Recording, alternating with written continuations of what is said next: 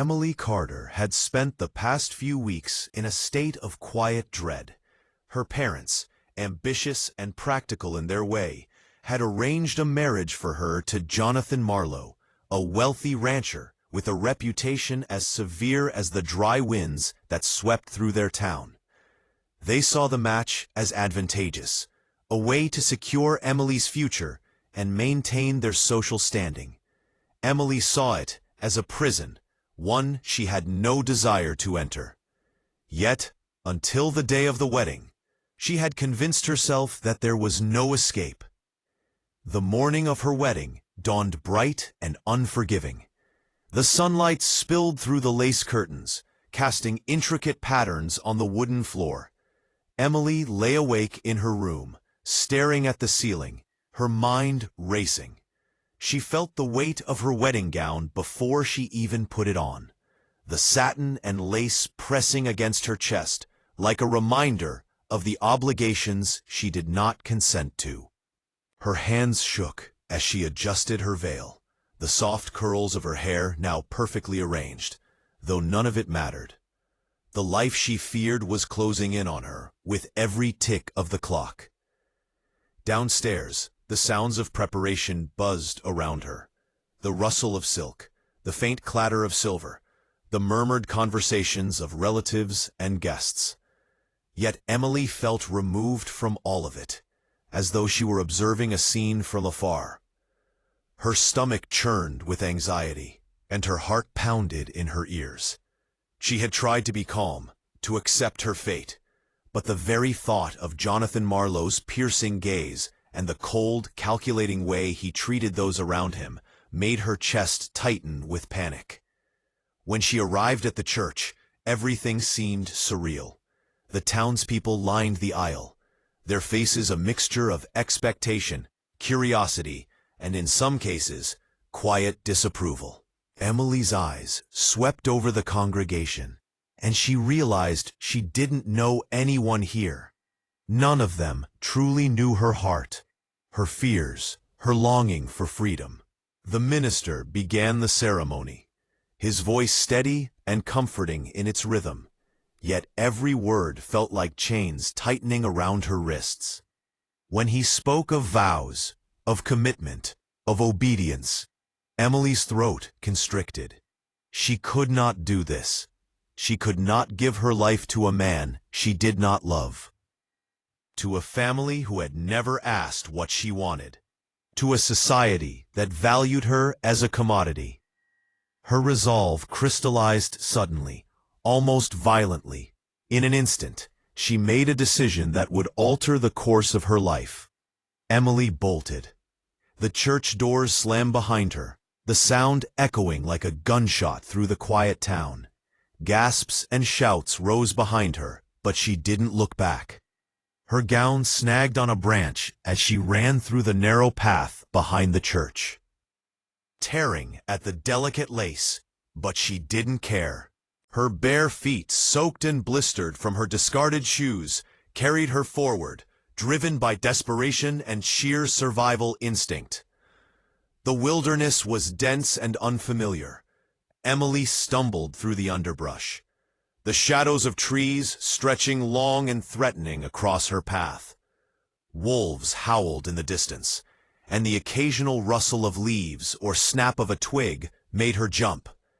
Her lungs burned with exertion, but she forced herself onward, her body moving on instinct rather than thought. She was alone, utterly alone. Yet for the first time, she felt the faint taste of freedom. She didn't know where she was going, but she knew she had to keep moving. By nightfall, Emily's strength was fading. She was cold, hungry, and exhausted. The moon cast an eerie glow on the forest floor, illuminating twisted roots and the glint of dew-covered leaves. Then, through the trees, she spotted a small, dilapidated structure, a chicken coop. Its wood was gray and cracked, the roof sagging in places, but it promised shelter, a place to rest, however temporarily. Emily approached cautiously, her eyes darting to every shadow, every movement. She pushed open the creaking door and stepped inside. The coop was small, confined, and smelled strongly of old straw and feathers. Yet it offered warmth and safety. Emily collapsed onto the floor, wrapping herself in the remnants of her torn dress. She listened intently to the night sounds outside, the wind sighing through the trees, the distant calls of nocturnal animals, the rustle of small creatures moving through the underbrush. Fear was her constant companion, but exhaustion slowly pushed it aside. For the first time that day, she allowed herself to rest, though sleep was fitful, broken by nightmares of being caught, dragged back to the church, and forced into a life she hated. The next morning brought no relief. Hunger and thirst gnawed at her, and the coop offered no provisions. She ventured cautiously outside, scavenging scraps of food from the abandoned farmhouse nearby. A few bruised apples, stale bread, and some water from a muddy puddle. Her body was raw and sore, and the sun's harsh rays left her skin burning. Yet each small act of survival brought a sense of empowerment. She realized that she was capable, that she could endure more than she ever imagined. Days blurred together in the coop. Emily learned to ration her food, to move quietly, to hide from potential threats. She watched the horizon, noting the path of the sun, marking time by its journey across the sky. She began to imagine a life outside the confines of her family and the expectations of the town. A life where she could make her own choices, even if it meant living in hardship. The fear that had dominated her existence began to be tempered by hope. She began to believe that freedom was possible, even if it came at a steep cost. On the third day, as she crouched in the corner of the coop, the familiar sounds of the forest were interrupted by the deliberate clop of horse hooves. Her heart leapt into her throat, and panic surged through her veins. She pressed herself flat against the straw, peering through the gaps in the wooden slats. A lone cowboy emerged from the tree line, his horse moving with a calm confidence. He dismounted carefully, scanning the area before spotting the coop. He tipped his wide-brimmed hat and called softly, "You all right, miss? There's no need to hide in there. Come on out." Emily froze. She had survived 3 days alone, hiding from the world, and now this stranger had found her. But there was something in his voice, gentle, patient, commanding without being forceful, that made her hesitate in a different way. She wanted to trust him, but had been betrayed by others before. Yet her body ached from hunger, and the lure of human kindness was too strong to resist. Slowly, she opened the door. The cowboy's eyes softened as he took in her disheveled state, the dirt-smeared dress, matted hair, bruised feet, but also the resilient fire that still burned in her gaze. He extended a hand, and Emily took it tentatively, allowing herself to be wed out into the sunlight. For the first time since fleeing the church, she felt the possibility of safety, of compassion, and of a life that could be hers to shape. As they walked away from the coop, Emily realized something profound. Running away had been terrifying, exhausting, and lonely, but it had also awakened a strength she never knew she possessed. The wilderness had tested her, and she had survived.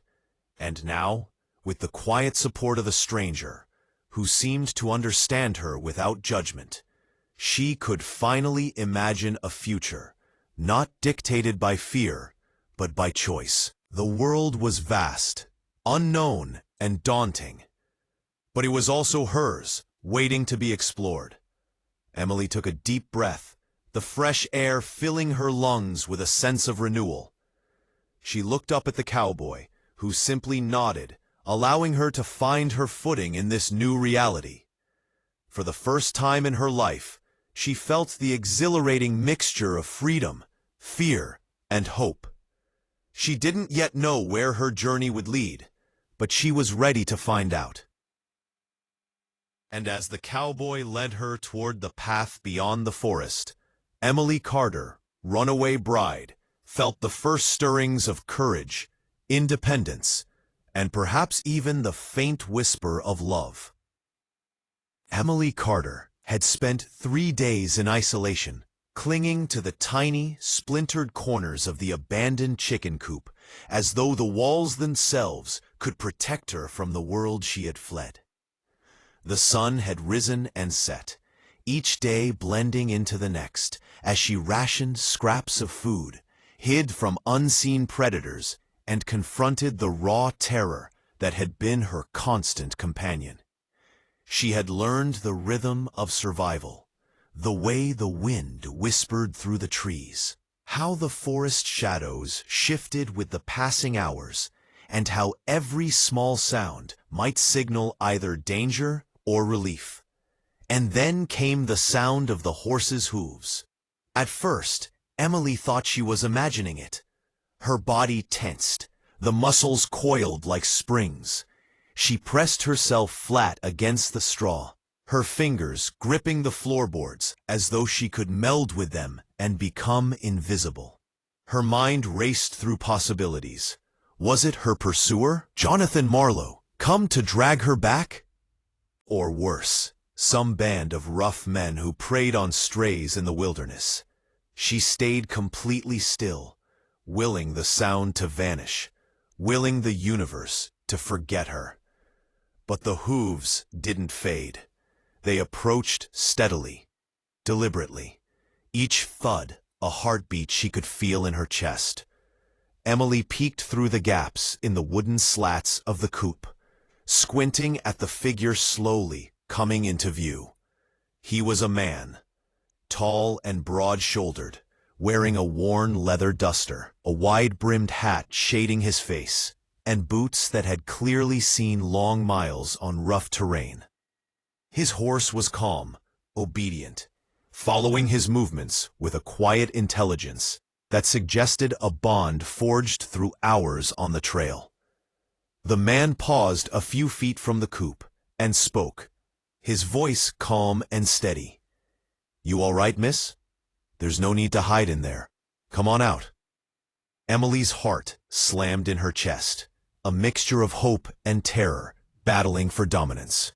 She wanted to trust him. She craved trust. But the fear that had sustained her, that had kept her alive for 3 days, whispered that he might be just another threat. She had learned that the world offered little mercy to someone like her, a young, defiant woman running from her own life. Her hands shook as she pressed against the slats, unsure whether to step forward or retreat deeper into the shadows. The man didn't move aggressively. He stayed where he was, tipping his hat back slightly, giving her room to breathe. There was patience in him, a quiet understanding that spoke louder than any words could. "You've been hiding here a while," he said softly, as though acknowledging not just her physical presence, but her emotional turmoil. No one should have to be alone like that. Emily's throat tightened. No one had spoken to her that way in weeks. Not her parents, who had treated her as a commodity. Not the townspeople, who whispered behind closed doors. And certainly not Jonathan Marlowe, who had been cold, calculating, and cruel. This stranger, this cowboy, with his steady eyes and gentle tone, was different. He offered something she hadn't felt in a long time. Understanding. She slowly pushed the door open, the wood groaning under the strain. The sunlight hit her like a physical force, blinding and warm. For a moment, she shielded her eyes, trying to adjust. The man didn't flinch, didn't step closer aggressively. He simply watched, giving her space to decide. Then he extended a hand. "Come on, you don't have to be afraid." Emily hesitated. Her mind raced with doubts. Could she trust him? Was this an ambush, a trap disguised as kindness? Every instinct screamed at her to flee, to disappear back into the shadows. Yet her body ached from hunger, from sleeping on straw, from the relentless tension of survival. Her resolve wavered. Slowly, trembling, she reached out and took his hand. The moment their fingers met, a strange warmth flowed through her, a sensation she hadn't experienced since she had fled the church. The cowboy's grip was firm but not constricting, steady without being overbearing. He smiled gently, a soft expression that seemed to convey reassurance without words. "There you go," he said. "Nothing bad's going to happen now." He guided her a few steps out into the open, letting her feel the sun on her skin, the air in her lungs, the reality that the forest, though wild, was not entirely hostile. Emily's eyes darted around, noting the small details she hadn't noticed before: the distant mountains, the curve of the stream reflecting the light, the rustling of leaves that had been her constant companion. She realized that while the wilderness had been frightening, it had also been a place of refuge. The cowboy introduced himself as Luke Bennett, a rancher who lived several miles down the trail. His voice was low, steady, and reassuring, never imposing. He spoke in a way that made her feel seen, not judged. Emily told him little at first, just enough to explain why she had been hiding, why she was alone. Luke listened without interruption, nodding occasionally, never pressing her to share more than she was willing. His patience was a balm to her frayed nerves. As the hours passed, Emily began to relax in his presence. They built a small fire together near the coop, and Luke shared some dried meat and bread he carried, insisting she eat first. Emily was hesitant at first, unused to being cared for by anyone other than herself. But the hunger in her belly, the emptiness she had carried for days, gave way to gratitude. She realized that trust, though fragile, could be extended cautiously, and that perhaps it was not as dangerous as she had feared. Luke talked about simple things at first: the trail ahead, the work on his ranch, the animals he cared for. Emily found herself listening, feeling a connection to someone outside the fear and oppression that had dominated her life. His calm confidence contrasted sharply with the chaos she had fled. She saw in him a man who respected boundaries, who understood survival, and who approached the world with a balance of caution and courage. Slowly, the walls she had built around her heart began to crack, tiny openings forming through which trust could seep. As night fell, Luke offered Emily a blanket and a safe place near the fire to rest. She hesitated, her instincts screaming that no one could be trusted, that the night might hold dangers he could not protect her from. Yet she felt something different in her chest, a flicker of relief, of hope. She allowed herself to sit by the fire, the warmth seeping into her bones, the presence of another human being, less threatening than terrifying. For the first time since she had fled, Emily Carter felt the stirring of safety, a sense that perhaps the world was not entirely hostile. Over the next several hours, they talked in low, careful tones. Emily revealed pieces of herself, not the full story, but enough to show her humanity, her intelligence, and her resilience. Luke listened with an attentiveness that made her feel valued, that allowed her to trust again. There was no rush, no expectation, only the quiet rhythm of two people learning to coexist in a world that had seemed indifferent to her existence. By the time the moon rose high, casting silver light across the forest clearing, Emily realized something profound. She was not alone. The fear that had dominated her thoughts for 3 days was beginning to fade, replaced by a cautious optimism. Luke Bennett had offered her more than shelter. He had offered her understanding, patience, and a sense of dignity. For Emily, this was revolutionary. She had survived, yes, but now she could begin to imagine a life in which she was cared for, listened to, and respected.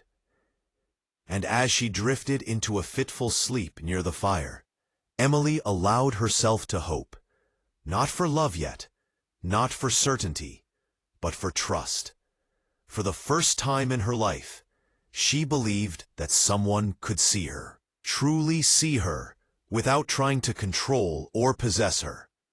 And in that fragile hope lay the promise of a new beginning, one in which she could reclaim the life she had almost lost, guided gently by a man who had appeared at the right moment, with patience, compassion, and the quiet strength to allow her to find her own path. The morning sun poured through the branches, casting mottled patches of light across the small clearing where Emily had spent the night beside the fire. Her body ached from sleeping on the rough ground, and her muscles were stiff from 3 days of huddling in the chicken coop. Yet for the first time in nearly a week, she felt a sense of safety. Luke Bennett had not forced her to move faster than she was ready, nor had he demanded her story in full. His patience had allowed her to catch her breath, literally and emotionally. And now, as he prepared a small breakfast of coffee and dried bread, she felt a glimmer of hope she hadn't dared to entertain before. "Eat first," Luke said kindly, offering her the bread wrapped in his rough hands. "We've got a long day ahead." Emily hesitated for a moment, glancing at the modest food. She had survived on scraps for days, but now the gesture carried more weight than simple sustenance. It was an act of kindness, a demonstration that someone cared about her well-being. She took the bread, and as she nibbled, she felt warmth spreading through her chest that had nothing to do with the food. Luke packed his saddlebags and offered her a place on the horse. "We're heading toward my ranch," he said. "It's safer there, and I can help you get cleaned up, get some proper food. You need rest, Emily, and I can show you how to handle yourself in the wild. It's not easy out here alone." Emily hesitated. The idea of relying on another human being still felt foreign. She had spent her entire life learning that trust was dangerous, that reliance could lead to betrayal. But something in Luke's steady gaze and calm demeanor convinced her to take a small leap.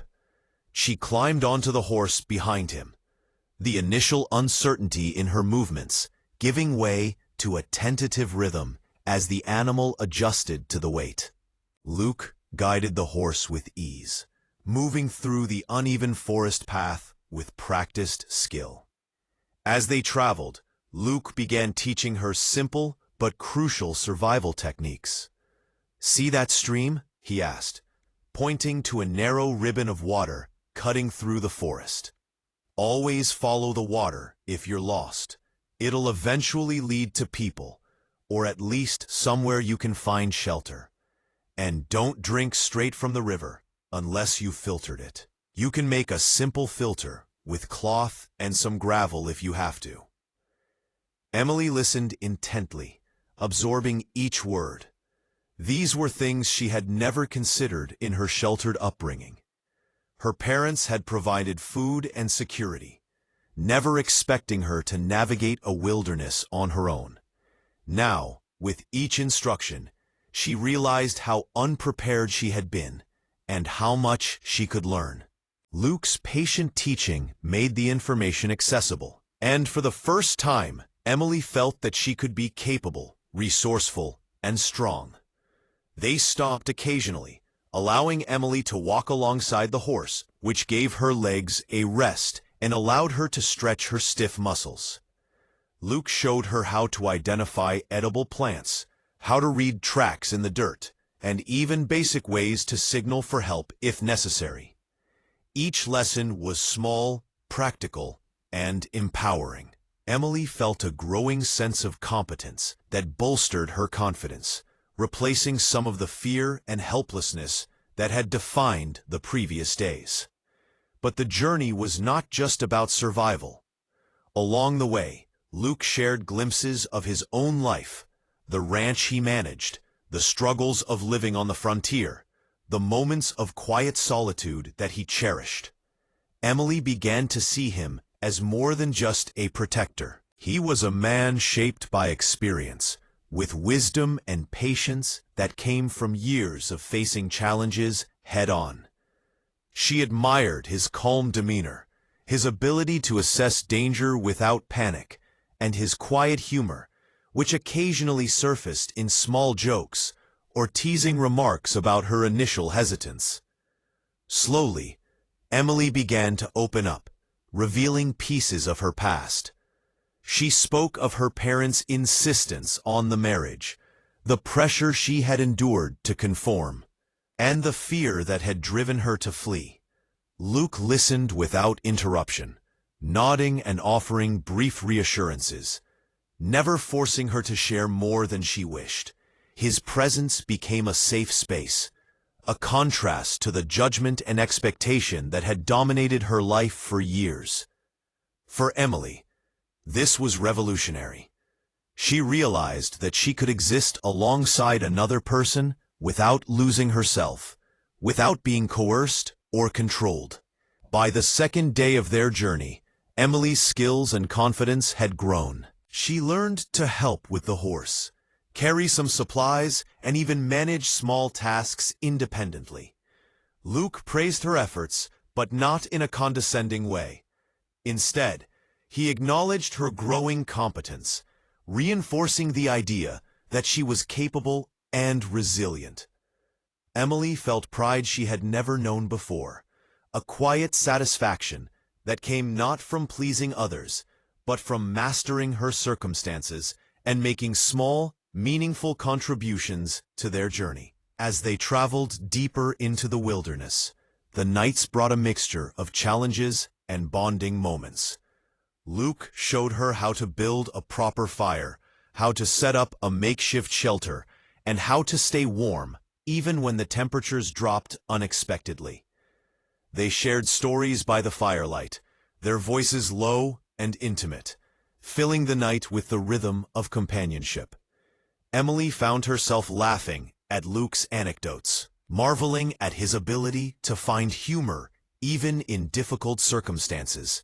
For the first time, she felt a connection with another human being that was not built on obligation, fear, or social expectation. It was a bond formed through trust, shared hardship, and the quiet understanding of two people navigating a harsh world together. By the third night, Emily realized how much she had come to rely on Luke, not just for survival, but for emotional support. She had learned to trust his judgment, to lean on his experience, and even to let herself feel safe in his presence.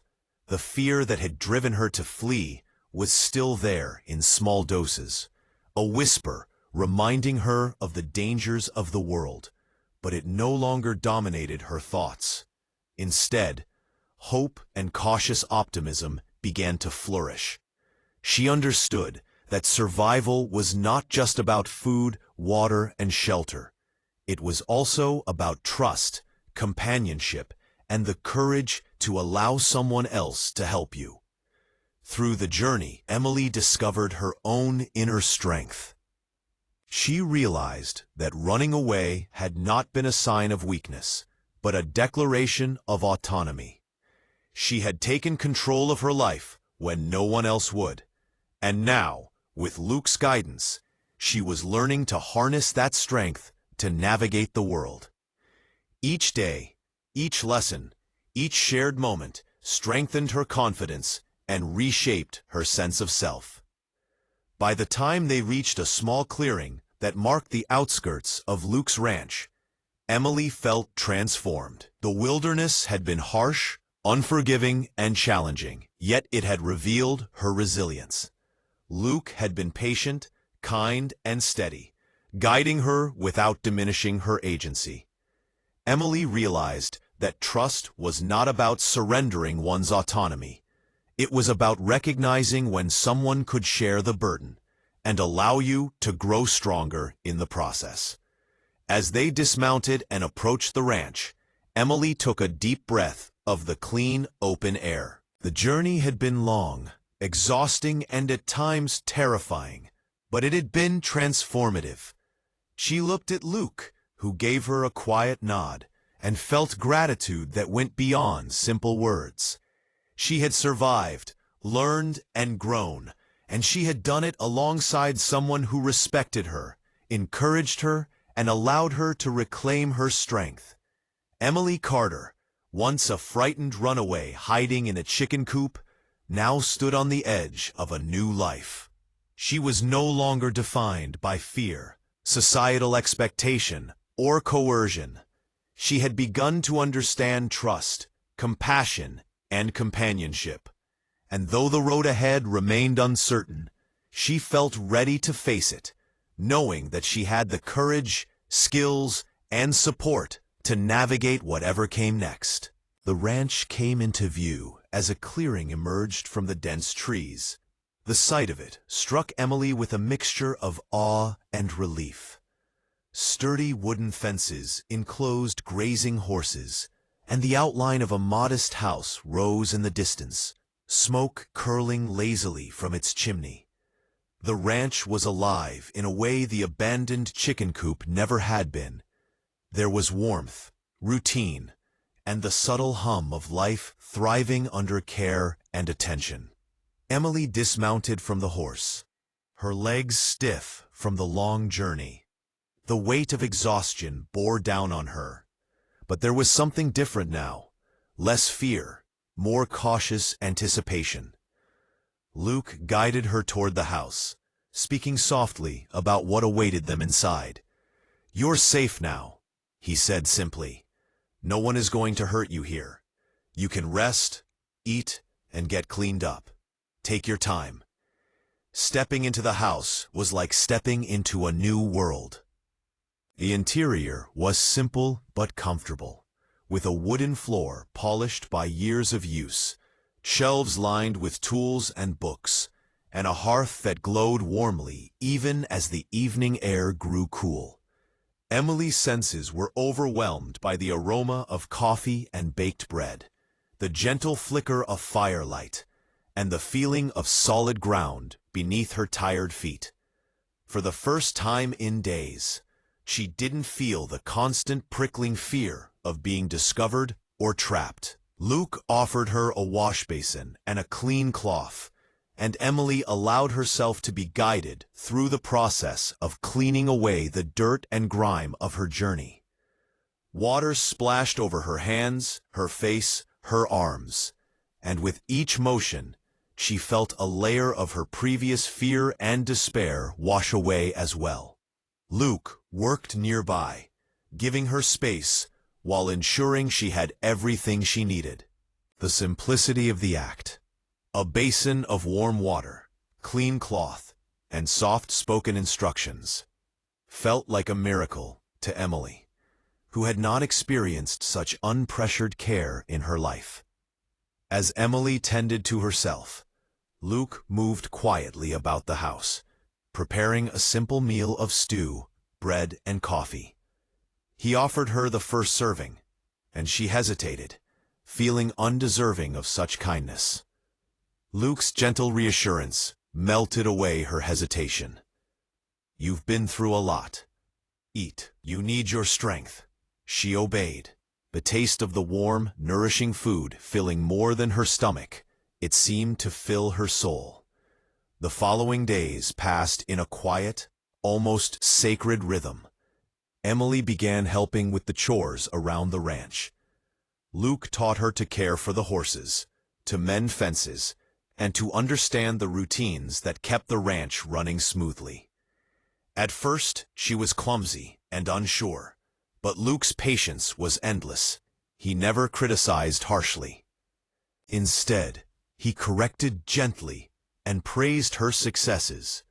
With every lesson, her confidence grew, and she realized that she was capable of more than she had ever imagined.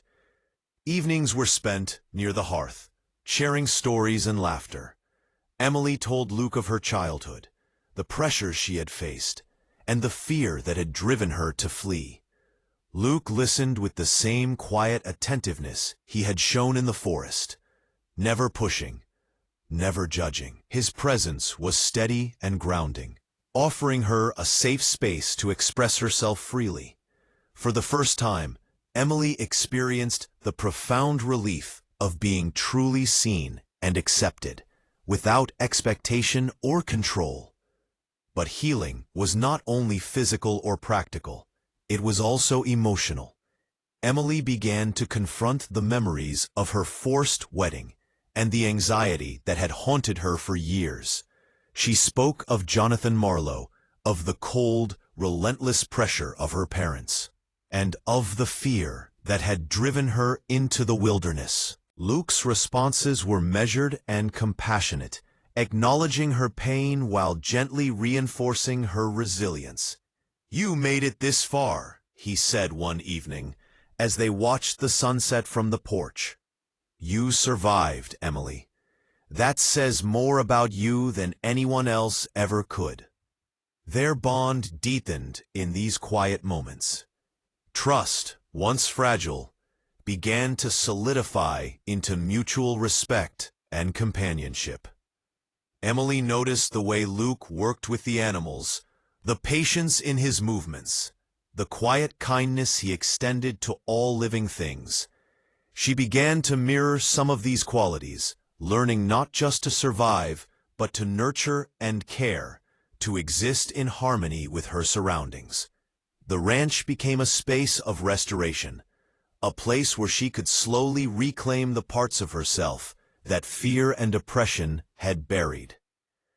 Luke's attentiveness extended to the smallest details. He noticed when Emily was tired, when her shoulders tensed in anxiety, and when her eyes reflected lingering doubts.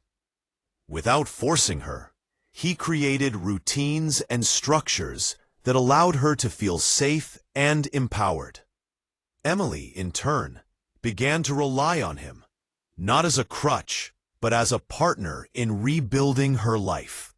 She learned to voice her needs, to ask for help, and to accept care without guilt.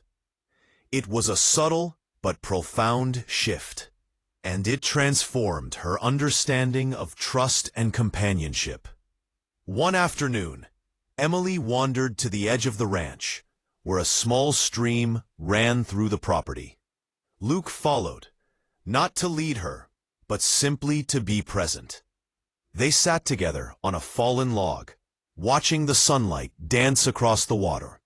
Emily felt a sense of peace she had not known since childhood. The wilderness was no longer a source of terror. It was a place of growth, discovery, and renewal. Luke's presence made it possible for her to experience the world fully, without constant fear. Over the following week, Emily's strength returned. Her body healed from the strain of hiding and traveling, and her mind began to unburden itself from the weight of relentless anxiety. She started to feel at home on the ranch, taking pride in her contributions, reveling in small successes, and finding joy in daily routines. Each day, she noticed the subtle ways Luke facilitated her growth, not by taking control, but by guiding, teaching, and encouraging. Evenings became times of shared reflection. By the fire, they spoke of hopes, dreams, and memories. Luke never pressed for declarations of affection or trust, but the quiet intimacy of these moments deepened their bond. Emily learned that love and connection could be gentle, patient, and steady, unlike the fear-driven, transactional relationships she had known before. One night, as a cool breeze swept across the porch, Emily realized she was laughing freely for the first time in months. She felt gratitude, warmth, and a deep sense of security. Luke's presence was no longer simply protective, it was a source of comfort and inspiration. She began to imagine a future in which she was no longer merely surviving, but thriving, with someone who respected and valued her fully. By the end of the week, Emily felt transformed. She had come to the ranch exhausted, fearful, and uncertain, but she had discovered strength, resilience, and a sense of belonging. The chicken coop that had once been her refuge seemed like a distant memory, harsh, confining, and necessary only for survival. The ranch, with its warmth, structure, and care, had become her sanctuary. And at the heart of it was Luke Bennett, whose patience, kindness, and guidance had allowed her to heal, trust, and begin imagining a life that could be hers entirely. Emily Carter was no longer just a runaway bride. She was a young woman who had faced fear, embraced survival, and learned to trust again. The emotional scars of her past were still present, but for the first time, they were accompanied by hope, resilience, and the faint stirrings of love. And in this new sanctuary, she felt ready to explore the world, to grow into her own strength, and perhaps to allow her heart to open fully to the man who had guided her to safety. The peace of the ranch, the rhythm of the days spent learning, healing, and growing, was suddenly threatened by a distant echo of the life Emily had fled. One morning, as she tended to the horses, a cloud of dust rose on the far horizon, a wagon approaching faster than any casual traveler would ride. Emily's stomach clenched. Fear, once dormant, surged back like a tidal wave. Her thoughts raced immediately to Jonathan Marlowe, the man she had run from, and her heart pounded at the thought of the confrontation that loomed. Luke, ever perceptive, noticed her tense posture, the way her hands tightened on the reins. "It's all right," he said calmly, placing a steady hand on her shoulder. "We'll face whatever comes together. You're not alone anymore." His presence was reassuring, a tether pulling her back from panic, grounding her in the knowledge that she had allies now, not just the wilderness itself. As the wagon drew closer, the unmistakable figure of Jonathan Marlowe became clear. He was flanked by two of his hired men, a smirk of entitlement plastered across his face. His eyes locked onto Emily, and for a brief moment, she felt the familiar surge of fear that had haunted her since childhood. This was the man who had sought to control her life, to dictate her choices, to reduce her to a pawn in his pursuit of wealth and status. Yet now, in the light of the ranch, and alongside Luke, the fear felt different. It was tempered by strength, by allies, by the knowledge that she no longer had to be powerless. Jonathan stepped down from the wagon with an air of arrogant confidence. "Emily," he called, his voice cutting through the morning air. "You belong with me. You can't just run from your obligations." Emily met his gaze steadily. The trembling that once accompanied confrontation was gone, replaced by a determined clarity. "No," she said, her voice firm, ringing with authority. "I do not belong to you. I never did." The standoff was tense. Jonathan's expression hardened, disbelief mingling with anger. He had assumed that Emily, like so many others in her position, would obey. that she would return quietly, begrudgingly, to the life he had chosen for her. But Emily had changed. She was no longer the frightened girl who had hidden in a chicken coop for days. She was a woman who had survived the wilderness, learned to trust herself, and discovered her own strength and agency. Luke stepped forward, positioning himself slightly in front of Emily. His calm, steady presence reinforced the message. Emily was not alone, and she would not be coerced. "You need to leave," he said simply, his voice low but firm. "She's not going anywhere with you." Jonathan laughed, a harsh, brittle sound. "And who are you to tell me what she does? You're just some cowboy." Luke's eyes narrowed slightly, but his tone remained controlled. "I'm the man who will make sure she's safe. That's enough." The simplicity of the statement carried weight. There was no bravado, no threat, just the certainty that Emily had a right to choose, and that choice would be honored. Emily took a deep breath, feeling the weight of the moment. This was the confrontation she had dreaded, the culmination of all her fear and struggle. Yet she no longer felt powerless. She spoke with clarity and strength. "I am choosing my life. I am choosing freedom. And I am choosing to live it on my terms, not yours. I will not return with you, and I will not be intimidated." Jonathan's face flushed with rage.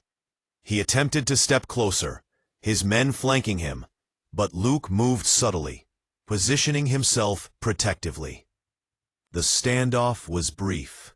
Emily's voice, steady and unwavering, combined with Luke's calm authority, shattered the illusion of control Jonathan thought he held. Realizing that his intimidation tactics were ineffective, he seethed silently, then turned his wagon and retreated, his men following reluctantly. Emily watched him go, a mixture of relief and lingering fear washing over her. Once the danger had passed, Emily sank to a bench on the porch, exhaling a breath she hadn't realized she'd been holding. Luke sat beside her, offering a quiet presence rather than words. Emily felt tears prick her eyes, not from fear, but from the profound release of tension, the acknowledgement of how far she had come. She had faced the person who had tried to dominate her life and emerged unbroken. In the days that followed, Emily began to truly embrace her new life. The ranch, which had already been a place of physical restoration, became a space of emotional and psychological healing. She continued learning the skills Luke had begun teaching her on the journey, how to manage the animals, tend to the crops, and navigate the wilderness. But now, these lessons were no longer about mere survival. They were about thriving, mastering a life that was entirely her own. Luke's companionship evolved naturally as well. There was a quiet intimacy in their shared work, the unspoken understanding that they were partners in the practical and emotional sense. Emily began to recognize subtle gestures, the way he anticipated her needs, the gentle encouragement in his tone, the quiet respect for her autonomy, that revealed a deeper connection forming between them. It was not immediate, not forced, but organic and patient, growing alongside her healing and confidence. One evening, as the sun dipped low and painted the horizon in shades of amber and rose, Emily found herself walking alongside Luke through the grazing fields. The horses nickered softly, the wind carried the scent of fresh hay, and the world felt expansive and safe. She realized, almost suddenly, how much her heart had shifted. Fear no longer dominated her thoughts. It had been replaced by trust, hope, and the quiet stirrings of love. Luke glanced at her, a soft smile tugging at his lips. "You've come a long way, Emily," he said quietly. "You're stronger than you know." Emily smiled back, the words heavy with meaning. "I've learned from the best," she replied lightly, but the warmth in her voice conveyed a depth of gratitude and affection she could not yet articulate fully. The journey had forged her resilience, but it was Luke's patience, kindness, and unwavering support that had allowed her to reclaim her sense of self. As the weeks passed, Emily grew fully into her role on the ranch, not as a servant or a dependent, but as a capable, confident partner. She managed daily tasks with skill and efficiency, learned to make decisions, and even began planning small improvements to the ranch alongside Luke. Their shared work and shared experiences strengthened their bond, laying the foundation for a deeper, more enduring connection. One evening, as the stars shimmered above the ranch, Emily and Luke sat on the porch, the cool breeze carrying the scents of the forest and open fields. Emily reflected on her journey, the escape from the forced marriage, the harrowing days in the chicken coop, the lessons learned on the trail, and the sanctuary found at the ranch. She realized that every challenge, every moment of fear had led her to this place. And now she could fully embrace the life she had chosen, one of independence, love, and the freedom to make her own decisions. Luke reached out and gently took her hand. Emily did not pull away. She felt the warmth of his touch, the steadiness of his presence, and the unspoken promise of partnership and respect.